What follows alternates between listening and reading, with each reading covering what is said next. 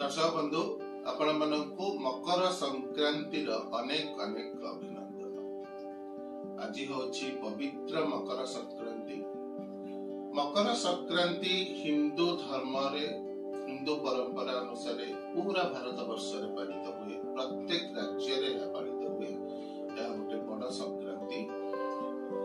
एही मकर संक्रांति रे सूर्य आपण जानते हमर 9टी ग्रह अछि, तो यह ग्रह चलन मध्य सब परिवर्तन हुए।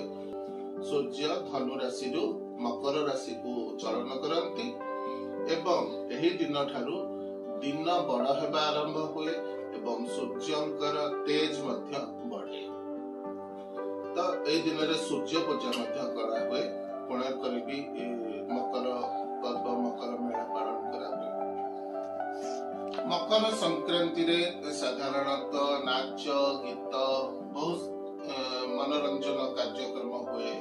पिला माने गुड़ी उड़ाती, झियो माने मकर बसंती, मकर बसिबे तापरे आउ जीवन सारा तक ना धरिबेनी, केवल मकर डाकिबे। तो बहुत किछि परंपरा अछि। ता सहित मकर चाउल भोग हुए।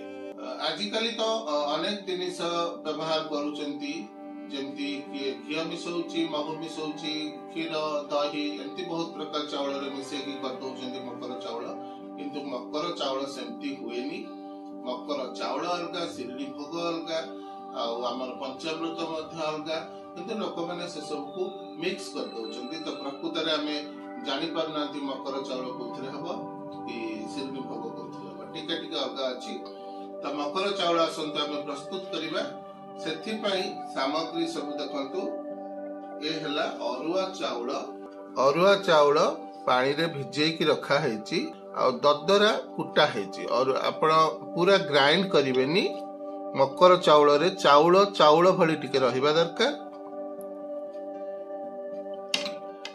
ता सहित ए हला नडिया कोरा, खई, कदली, रसगोल्ला, गुड़, आखु, ये होची छेना, ये होची राशि आउ मिक्स फ्रूट। छेना राशि को टिके भाजी देइची।